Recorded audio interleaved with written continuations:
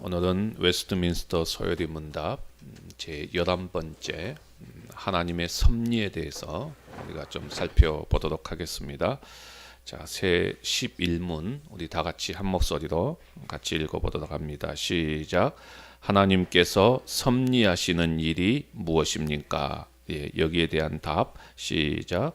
하나님께서 섭리하시는 일은 모든 피조물과 모든 활동을 가장 거룩하고 지혜롭고 능력 있게 보존하시며 통치하시는 것입니다. 아멘. 하나님께서 그분의 작정을 실행하시는 두 가지 방법이 있었습니다. 하나는 창조였고 또 하나는 섭리였습니다. 그래서 우리가 지금까지 두 번에 걸쳐서 창조에 대해서 살펴보았지요. 자, 오늘부터는 이제 두 번에 걸쳐서 섭리에 대해서 우리가 살펴보도록 하겠습니다. 하나님께서 모든 것을 무에서 유로 창조하셨습니다. 이것을 그냥 내버려 둔다면 과연 어떻게 될까요? 그대로 있을까요? 아니면은 망가질까요?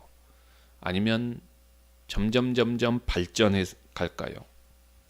또 반대로 하나님께서 창조하신 모든 것을 내버려 두지 않는다면 피조물들에게 어떤 일을 행하실까요?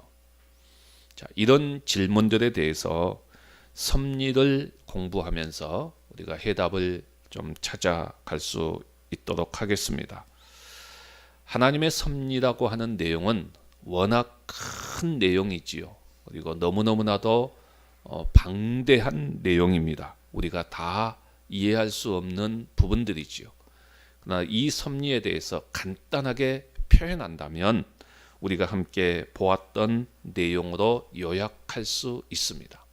하나님께서 섭리하시는 일은 모든 피조물과 모든 활동을 가장 거룩하고 지혜롭고 능력 있게 보존하시며 통치하시는 것이다. 이렇게 정의할 수 있습니다. 자, 이 내용을 우리가 이제 좀 세분화해서 쪼개 보면은 세 가지 부분으로 나누어집니다. 하나님께서 섭리하시는 일은 첫 번째, 모든 피조물과 그 모든 활동이다. 이렇게 말합니다. 이것은 섭리의 대상을 말하지요. 자, 두 번째는 가장 거룩하고 지혜롭고 능력 있게 하신다라고 말하지요. 자, 이것은 섭리의 방법을 말합니다. 그리고 세 번째는 보존하시며 통치하신다라고 말하지요. 이것이 섭리의 정의입니다. 자, 이렇게 섭리의 정의와 대상과 방법을 말해주고 있습니다. 자, 이것을 차례차례로 우리가 한번 살펴보도록 하겠습니다. 먼저 첫 번째는 섭리의 정의입니다. 섭리의 정의를 어떻게 말합니까? 보존하시며 통치하신다. 이렇게 말하지요. 두 가지를 말합니다. 보존하시고 통치하신다. 자, 보존이라고 하는 개념은 만드신 그분이 보존하신다는 것이고 보존할 때의 존재가 계속되어진다는 것이죠. 또한 보존하실 뿐만이 아니라 통치하신다는 것입니다. 통치하신다는 말은 다스린다는 뜻입니다. 다스린다. 그러니까 이 다스리고 통치할 때에 어떤 원리에 의해서 저절로 돌아가도록 한다는 개념이 아니라 통치하고 다스린다는 것은 하나님께서 직접 개입하신다는 거예요. 그리고 인격적으로 간섭하신다는 것이에요. 하나님께서 모든 것에 들어와서 일하신다는 개념입니다. 이것이 다스리시고 통치하신다는 개념이지요. 자, 좀 더 설명을 하면은 우리가 여기서 통치하신다라고 하는 개념은 많이 들어보았고 또 쉽게 우리는 이해할 수 있습니다. 그런데 우리에게 있어서 어려운 개념은 보존하신다는 개념입니다. 자, 이 보존하신다는 개념을 좀 더 부연 설명을 한다면 예컨대 공기와 물이 없다라고 한다면 한순간도 우리는 살아갈 수 없는 존재지요. 그런데 이 공기와 물이라고 하는 것이 잘 보존되어 있으니까 지금 우리는 살아가고 있습니다. 그리고 우리는 또한 믿는 것이 뭐냐? 앞으로도 잘 보존될 것이다 라고 믿습니다. 그렇죠? 하지만 이것을 하나님이 보존하고 계신다라는 부분에 있어서는 사람들이 잘 모릅니다. 하지만 무언가가 존재하고 그리고 그 상태 그대로 안정적으로 보존된다는 것은 사실 기적에 가깝지요. 극단적인 예로 좀 어려운 내용이지만은, 자, 물리학적인 설명을 한다면 분자 하나가 유지되는 것은 가장 작은 단위입니다. 물질을 쪼개서 가장 작은 단위가 분자인데, 이 분자 하나가 유지되는 것은 핵력과 전자 기력 때문입니다. 그러니까 만약에 그 힘이 한순간에 사라져 버리면 어떻게 될까요? 이 세상은 한순간에 아무것도 없는 상태가 되어져 버립니다. 거품처럼 사라져 버린다는 거예요. 그러니까 만약에 하나님께서 이런 물리 법칙을 해제해 버리고 그리고 바꾸어 버리고 보존하지 않는다면 아무것도 아닌 무로 되돌아가 버린다는 것입니다. 창조를 통해 존재하게 하신 하나님이 이 존재를 보존하지 않으면 존재 자체가 없어진다는 거예요. 그러니까 하나님께서 모든 것을 쥐고 계시지 않으면 우리와 우리 주위의 모든 것과 지구와 그리고 온 우주가 다 한순간에 사라진다는 것입니다. 그러니까 하나님의 섭리에 있어서 보존하심이다라고 하는 것은 바로 이것을 의미하는 것입니다. 자, 그렇다면 하나님께서 왜 이렇게 보존하시고 통치하실까요? 그 이유가 무엇일까요? 창조의 목적을 향해 이끌어 가시기 위해서입니다. 그러니까 하나님은 모든 것을 그냥 창조하신 것이 아니지요. 분명히 창조의 목적이 있었습니다. 그 목적을 향해서 이미 만들어 놓으신 피조물을 없애버리거나 파괴하지 않으시고 그 피조물을 보존하시고 통치하십니다. 창조하신 목적을 이루기 위해서요. 그렇게 하시는 거예요. 하나님은 창조를 해 놓으시고 나 몰라라 하시는 것이 아닙니다. 계속해서 섭리하시면서 창조의 목적을 이루어 가십니다. 여기에는 죄를 지어서 타락한 인생도 보존하시고 통치하십니다. 이를 위해서 하나님의 섭리에는 하나님의 오래 참으심과 하나님의 관용하심이 나타나는 것입니다. 이것이 섭리의 정의입니다. 자, 그다음에 두 번째로는 섭리의 대상입니다. 어떻게 이야기합니까? 모든 피조물과 그 모든 활동이라고 말합니다. 그러니까 여기에는 사람도 다 포함됩니다. 그리고 사람의 모든 행동, 활동도 다 포함됩니다. 그러니까 사람을 보존하기도 하시고 그 사람의 활동까지도 다 섭리하시고 다스린다는 개념입니다. 하나님이 보존하시고 다스리는 대상에 대해서 대부분의 사람들은 하나님을 믿는 백성들만 한정되어 있을 것이다 라고 착각을 합니다. 그러나 그렇지 않습니다. 여기에는 믿는 자든 믿지 않는 자든 모든 피조물입니다. 하나님이 창조하신 모든 피조물과 그 행동들이죠. 그래서 마태복음 5장에 보면은 하나님께서 햇빛을 주시는데 악한 자에게도 햇빛을 주시고 선한 자에게도 햇빛을 주십니다. 비를 주시되 의로운 자에게도 비를 주시고 불의한 자에게도 비를 주십니다. 악인이나 선인이나 다 먹고 살게 하십니다.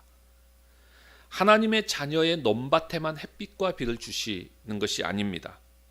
악인의 논밭에도 동일하게 햇빛과 비를 주십니다. 그렇다고 이것이 무차별하게 하나님께서 대하신다 그런 이야기는 아닙니다. 하나님은 구별하십니다. 선인과 악인을 분명히 구별하시기 때문에 악인과 선인이라고 하는 단어를 사용하시죠. 중요한 것은 다 하나님의 섭리에 있어서는 다 동일하게 보존하시고 다 동일하게 통치하신다는 것입니다. 모든 사람에게까지도요. 자, 이걸 좀 더 이해를 쉽게 하기 위해서 요셉의 경우를 통해서 하나님의 섭리를 좀 한번 우리가 살펴보도록 하겠습니다. 요셉이 종으로 팔려서 멀리 애굽에 가서 종살이를 하게 되는데 나중에 바로왕 앞에 서게 되고 바로왕 앞에서 높임을 받아서 애굽의 총리 대신이 되어지지요. 그 후에 자기들 종으로 팔았던 형제들을 극적으로 만나게 되어집니다. 그리고 그 다음 일이 중요하지요. 이로 말미암아 요셉이 하나님의 백성들을 구할 수 있게 되어집니다.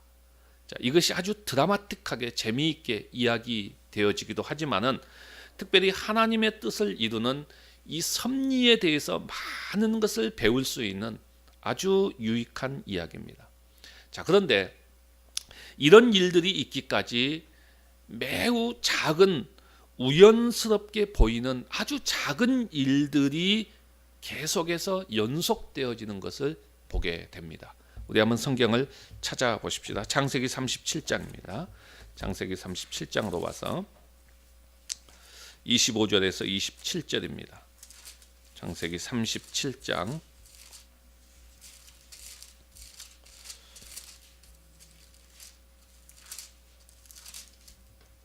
25절부터 27절 말씀까지, 자, 우리 다 같이 한 목소리 읽습니다. 시작. 그들이 앉아 음식을 먹다가 눈을 들어 본즉 한 무리의 이스마엘 사람들이 길르앗에서 오는데 그 낙타들의 향품과 유향과 모략을 싣고 애굽으로 내려가는지라. 유다가 자기 형제에게 이르되 우리가 우리 동생을 죽이고 그의 피를 덮어둔들 무엇이 유익할까? 자, 그를 이스마엘 사람들에게 팔고 그에게 우리 손을 대지 말자. 그는 우리의 동생, 우리의 혈육이니라 하매 그의 형제들이 청종하였더라. 아멘. 예. 요셉의 형들이 요셉을 미워해서 구덩이에 던져놓고 나몰라라 하면서 죽이려고 했습니다. 그리고 자기들은 배가 고프니까 앉아서 음식을 먹고 있는데 마침 그때 이스마엘 사람들이 장사하러 애굽으로 내려가고 있습니다. 이것이 1시간만 차이가 있었더라도 요셉의 운명은 완전히 달라졌을 것입니다. 마침 그때 이스마엘 사람들이 지나간 것입니다. 자, 그러자 유다의 마음에 그래도 자기 아버지가 요셉을 사랑하니까 밉기는 밉지만은 그래도 형제라는 생각이 나고 죽이기까지 할 필요가 있겠느냐, 팔아버리자. 뭐 고생은 하겠지만은 생명을 구해주자라는 생각을 하게 됩니다. 그리고는 그렇게 이야기하니까 형제들이 모두 그러자라고 동의해 줍니다. 그래서 구덩이에서 요셉을 꺼내서 이스마엘 사람들에게 팔아버립니다. 이렇게 해서 요셉이 죽지 않지요. 빈들에서 구덩이에 갇혀 있었다면 요셉은 죽을 수밖에 없었습니다. 그런데 거기서 끄집어내어 팔았기 때문에 요셉이 생명을 얻게 되고 결국은 큰 일이 이루어질 수 있었습니다. 만약에 요셉이 거기서 죽었더라면 어떻게 되었을까요? 마침 그때 이스마엘 사람들이 지나가지 않았다면 어떻게 되었을까요? 유다의 마음에 그런 감동을 주지 않았다면 어떻게 되었을까요? 굉장히 사소한 일 같지요. 굉장히 작은 일 같지요. 그러나 이런 것들이 고리가 되어서 하나님의 큰 섭리가 이루어지는 것입니다. 그리고 그 뒤에 보면은 그 장사꾼들이 요셉을 데리고 애굽에 가서 높은 관리에게 돈을 받고 팔아버립니다. 요셉은 자기가 속전을 내고 자유인이 될 수 없었습니다. 그러니까 이런 요셉이 어떻게 바로 앞에 설 수 있고 애굽의 총리 대신이 될 거라고 상상이나 했겠어요? 도저히 상상할 수 없는 상황이었습니다. 그런데 계속해서 보면은 너무나도 묘하게 요셉이 애매하게 모순되게 억울하게 그것도 옥살이를 하게 됩니다. 근데 마침 그 기간에 왕궁에서 술을 맡은 관원과 떡을 맡은 관원이 무슨 실수를 했는지 어떤 오해를 받았는지 요셉과 한 감옥에 있게 되어지지요. 이것이 보통 사람들이 보기에는 참 우연한 일이 아닙니까? 그리고 그 두 사람이 꿈을 꾸게 되어지고 이것을 요셉이 해석해주고 그대로 되어집니다. 거기에다가 마침 바로 왕이 꿈을 꾸게 되는데 해석할 사람이 없는 거예요. 그래서 바로 왕이 번민하고 있을 때에 그 관원 중에 하나가 꿈을 잘 해석하는 사람이 있습니다. 그러면서 요셉을 기억해냅니다. 그래서 요셉을 바로 앞에 세우지요. 요셉이 바로의 꿈을 해석해 줍니다. 기근에 대한 꿈이었고, 그러면 이 기근의 문제를 어떻게 해결할 것이냐 라는 문제 앞에서 요셉을 총리 대신으로 세웁니다. 여기까지 보게 되면 이 모든 일들이 우연한 일 같고 작은 일 같지만은 그렇지 않지요. 이것이 모두가 다 하나님의 큰 섭리였습니다. 큰 섭리였어요. 이 과정에서 요셉은 자기에게 일어나는 모든 일들이 이것은 하나님의 뜻이야, 이것은 하나님의 섭리야, 이걸 요셉이 깨달았을까요? 아니죠. 전혀 알 수 없습니다. 전혀 알 수 없어요. 우리는 이런 내용들을 이제 보니까 우리는 그래도 믿음으로 우리의 인생 가운데 일어나는 모든 일들 속에서 여기에는 분명히 하나님의 뜻이 있을 것이고 하나님의 섭리가 있을 것이다라고 믿어요. 그래도 믿음이 있는 사람이라고 한다면 믿어요. 그러나 이걸 다 깨달을 수는 없어요. 그런데 요셉은 이 사실을 맨 마지막에 가서 깨닫습니다. 우리도 그렇죠. 요셉이 창세기 45장 4절에 보면 이렇게 말합니다. 당신들이 나를 이곳으로 팔았으므로 근심하지 마소서, 한탄하지 마소서. 하나님이 생명을 구원하시려고 나를 당신들 앞서 보내셨나이다 라고 해석을 합니다. 근데 여러분, 이것은 이미 아브라함 시대에 가서 보면은 하나님께서 이렇게 하실 것이다 라고 이미 뜻을 가지고 계셨어요. 한번 찾아봅시다. 창세기 15장입니다. 창세기 15장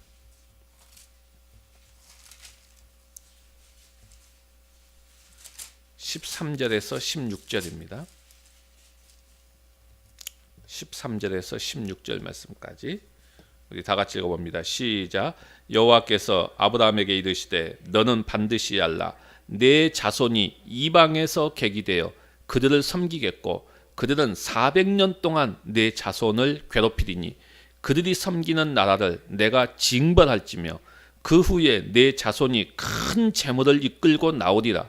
너는 장수하다가 평안히 조상에게로 돌아갈 장사될 것이요 내 자손은 4대 만에 이 땅으로 돌아오리니 이는 아모리 족속의 죄악이 아직 가득 차지 아니함이니라 하시더니. 아멘. 그렇죠. 이미 아브라함 시대 하나님께서 이 모든 것들을 작정하셨습니다.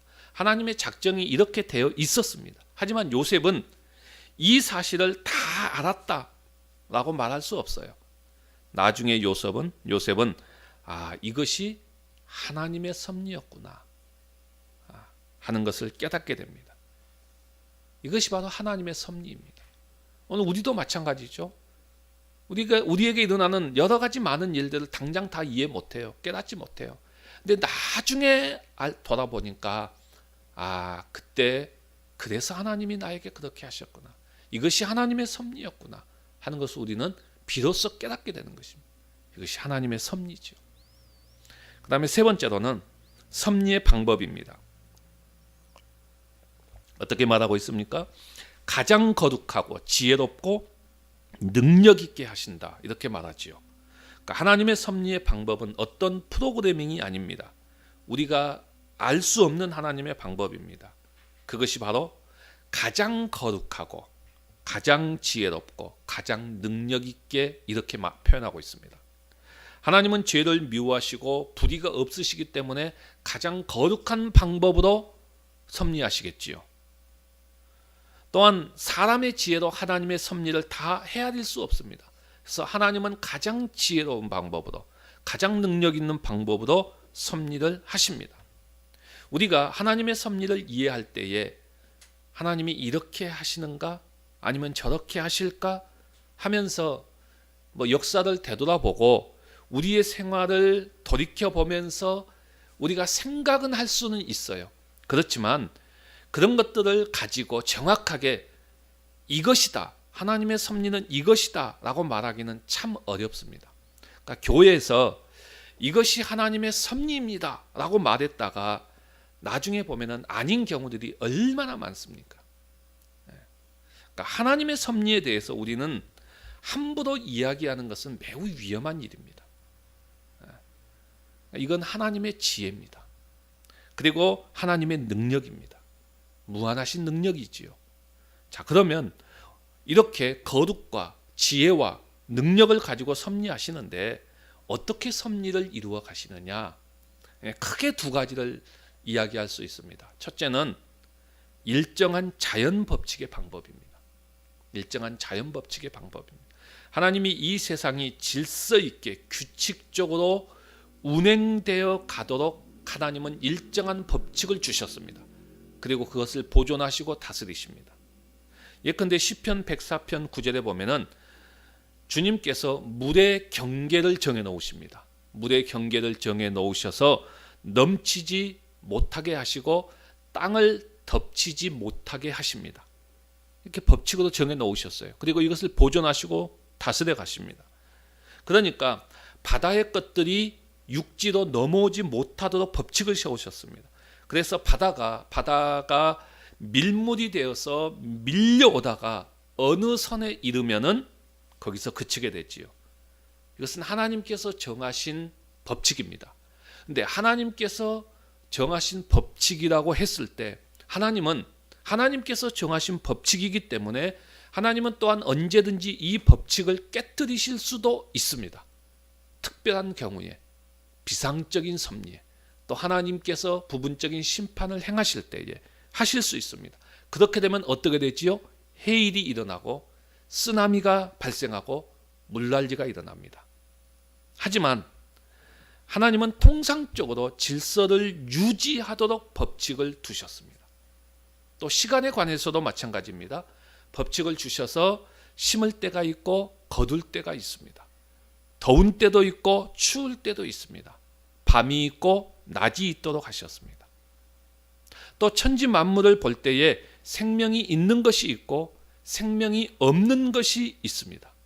생명이 없는 광물계가 있어서 자기의 성질을 항상 보존하도록 하십니다. 이것은 끝까지 광물입니다. 식물은 끝까지 식물이게 합니다. 동물은 끝까지 동물이게 하셨습니다. 중간이나 혼합되지 않게 하셨습니다.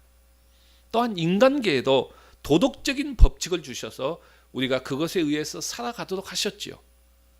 게으른 자는 얻지 못하게 하셨습니다. 부지런한 자는 얻을 수 있게 하셨습니다.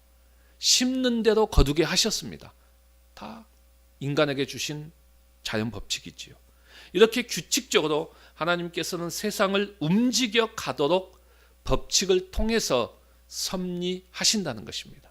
이것이 바로 일정한 자연 법칙의 방법입니다. 또 하나 있습니다. 일정한 자연 법칙만 이루어 가시는 것이 아니라 특별한 법칙을 통해서 섭리하십니다. 특별 섭리라고 하십니다. 이것은 자연의 법칙보다 훨씬 더 큰 특별한 능력을 베푸십니다. 물론 자연의 법칙도 하나님의 큰 능력입니다. 그러나 자연 법칙의 능력 위에 하나님께서는 특별한 능력을 베푸십니다. 이것은 사람들이 죄로 말미암아 불행과 재난과 저주 가운데서 꼼짝하지 못할 때 하나님이 긍휼을 베푸셔서 여기에서 구출하고자 하실 때에는 특별한 능력을 베푸십니다. 이 특별한 능력을 우리는 뭐라고 표현하느냐? 기적이라고 말합니다. 이 기적은 하나님의 구원을 위해서 베푸신 기적이죠. 그래서 이 기적은 예수 그리스도의 십자가의 뿌리를 받고 있습니다. 십자가가 따로 있고 기적이 따로 있는 것이 아닙니다. 하나님이 베푸신 기적은 예수 그리스도의 십자가가 관련이 있는 것이지 십자가와 동떨어진 기적은 없습니다. 우리가 이 하나님의 기적을 볼 때에 자연 법칙과 완전히 별개로 동떨어져 행하는 것이 아니라 자연 법칙도 활용하면서 하나님은 기적을 또 베푸십니다. 자, 우리가 구약을 보게 되면은 현저하게 기적이 많이 일어났던 때를 찾으라. 그러면 출애굽 시대입니다. 출애굽 시대 하나님은 엄청난 기적을 행하십니다. 그 다음으로 많은 기적을 행했던 때가 엘리야, 엘리사 시대입니다. 그 다음으로는 다니엘 시대입니다. 이렇게 하나님의 기적을 행하신 사례들을 우리가 주위에서 보게 되면은 하나님이 왜 기적을 베푸셨느냐? 출애굽 시대나 엘리야, 엘리사 시대, 다니엘 때 하나님이 아무 생각 없이 그냥 기분 내키는 대로 갑자기 기적을 행하셨느냐? 그게 아니지요. 오직 하나님께서 이 기적을 행할 때는 하나님이 세우신 구원의 경륜에 따라서 기적을 행하셨습니다. 하나님의 백성들을 구원하기 위해서 기적을 베푸시죠. 기적은 바로 구원과 연관되어 있어요. 하나님의 구원의 경륜과 연관되어 있습니다. 하나님의 구원의 경륜이라고 하는 것이 뭐냐? 하나님께서 이들을 아들을 세상에 보내시고 속죄하게 하시고 다시 살아나게 하셔서 하나님 우편에 앉히셔서 구원의 은혜를 만민에게 베풀게 하시고 마침내 세상 끝에 재림해서 이 세상을 새하늘과 새 땅으로 회복해 하심으로 구원하기를 기뻐하신 것입니다. 이것이 하나님의 구원의 경륜의 큰 줄기이지요. 그러니까 이 경륜에 따라서 이것을 성취하기 위해서 하나님께서 지혜롭게 보시는 대로 기적을 행하시는 것입니다. 또 우리가 신약성경에 보면은 예수님께서 많은 기적을 행하셨습니다. 예수님 왜 기적을 행하셨나요? 사람들이 불쌍했어요? 아니죠. 예수님이 하나님이시다. 하나님께서 세상을 구원하신다. 내가 메시아다. 이 진리를 드러내기 위한 수단으로서 기적을 행하시지요. 구원과 연관되어 있습니다. 이것이 섭리하시는 방법이고 이것이 특별 섭리이고 다음 시간에 보면은 이 부분이 이제 더 잘 상세하게 나올 수 있을 것입니다. 마지막 네 번째 그러면 이제 우리 가운데 이것을 적용하면서 하나님의 섭리를 믿는 성도의 태도는 과연 어떠해야 되느냐 하는 것입니다. 먼저 하나님의 섭리를 모르는 사람들은 어떻게 살아갈까요? 모든 것을 우연으로 돌립니다. 운으로 돌립니다. 그래서 운이 좋았다. 운이 좋아서 그때 마침 그렇게 되었구나. 운이 기가 막히다. 운이 얼마나 좋냐. 이렇게 생각합니다. 그래서 운수와 여행을 많이 바랍니다. 행운이 있기를 빕니다. 그렇죠? 그런가 하면은 이제 이것이 좀 더 발전하면은 여행 심리로 살아갑니다. 그러니까 여행 심리의 가장 대표적인 것이 뭡니까? 복권이지요. 복권을 삽니다. 근데 이게 참 안타까운 게 국가가 나서서 백성들로 하여금 사람들로 하여금 여행 심리로 살아가게 하고 있어요. 이건 굉장히 잘못된 거예요. 그러다가 사람들이 이렇게 운이나 여행 심리나 이런 것들을 쫓아가다가 운이 따르지 않고 여행이 따르지 않으면 사람들은 어떻게 됩니까? 세상에 믿을 거 아무것도 없다. 믿을 것은 나밖에 없다. 나 자신밖에 없다. 그리고 자신을 의지하지요. 근데 자기를 의지하면서 살아가면은 어떻게 됩니까? 뭐가 됩니까? 안 되지요. 내를 의지하고 내가 뭘 얼마나 할 수 있다고 그래요. 그러다 보니까 나 자신도 안 되네. 어떻게 되지요? 자포자기하게 되죠. 좌절하게 됩니다. 될 때도 되라. 막 살아가 버리지요. 그러다가 이제 여기에서 조금 더 나은 사람들은 어떻게 살아갑니까? 이제 중요한 동양 사상이 하나 있습니다. 진인사 대천명. 진인사 대천명. 이게 이제 동양 사상의 아주 중요한 사상들이 있죠.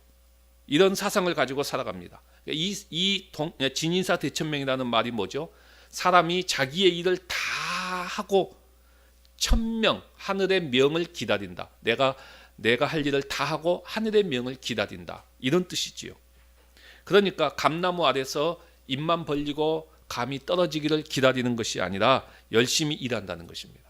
이 사상을 잘 보면은 어떻게 보면은 하나님의 섭리를 믿고 부지런히 살아가는 태도처럼 보이지요. 그러나 속지 말아야 됩니다. 이 사상은 하나님과 관계 없는 것입니다. 하나님과 관계없이 자기의 인생 속에서 자기가 할 일을 하는 것입니다. 이게 진인사 대천명이에요. 그러면 하나님의 섭리를 믿는 성도들은 어떻게 해야 될까요? 앞서서 우리가 요셉을 통해서 하나님의 섭리를 살펴보았는데 요셉의 모습 속에서 우리는 힌트를 얻는 것이 가장 쉬울 것 같아요. 그렇죠? 그 사람을 통해서 그 하나님의 섭리가 나타난 그 사람의 모습을 통해서 우리가 힌트를 얻는 것이 가장 좋은 방법이 아닐까요? 우리가 요셉의 심리 상태를 다 알 수는 없습니다. 그러나 전체적인 요셉의 모습을 보게 되면은 요셉에게는 분명히 하나님을 믿는 태도가 있었습니다. 그렇죠? 순종하고 성실했고 범죄를 두려워했습니다. 그러니까 모든 일에 충성하고 사람들에게 신임을 받았습니다. 자신의 잘남을 드러내지 않았고 항상 하나님을 의지하고 살았습니다. 이 모든 것들을 다 종합해 보면은 요셉은 하나님 앞에서 자기가 해야 될 일을 깨닫고 최선을 다하는 삶을 살았습니다. 특별히 자신의 사명이 형들과 후손들을 보존하는 것임을 깨닫고 충실하게 감당했습니다. 이것이 섭리를 믿는 자의 태도입니다. 또 하나의 태도는 하나님의 섭리를 잘 가르쳐주는 로마서 8장 28절의 말씀을 속에서 우리에게 말해주고 있는데, 거기에 보면 뭐라고 말합니까? 우리가 알거니와 하나님을 사랑하는 자, 하나님을 사랑하는 자, 하나님을 사랑하는 자, 곧 그 뜻대로 부르심을 입은 자들에게는 모든 것이 합력하여 선을 이루느니라. 하나님께서 모든 것을 섭리하셔서 다 좋게 이루어 주신다는 말씀입니다. 그러니까 이것을 믿는 사람은 반드시 어떻게 해야 된다라고 말합니까? 하나님을 사랑해야 된다, 이렇게 말하고 있습니다. 하나님을 사랑해야 된다. 하나님의 섭리를 믿고 하나님의 섭리를 말하는 사람은 반드시 하나님을 사랑해야 할 것입니다. 우리 모두는 하나님의 섭리를 믿는 자들로서 하나님께서 모든 것들을 섭리하시기 때문에 결코 두려워하지 마십시오. 그리고 하나님을 온전히 의지하십시오. 하나님을 온전히 사랑하십시오. 하나님의 뜻을 행하십시오. 이렇게 살아가는 자들이 다 되시기를 주님의 이름으로 간절히 바랍니다.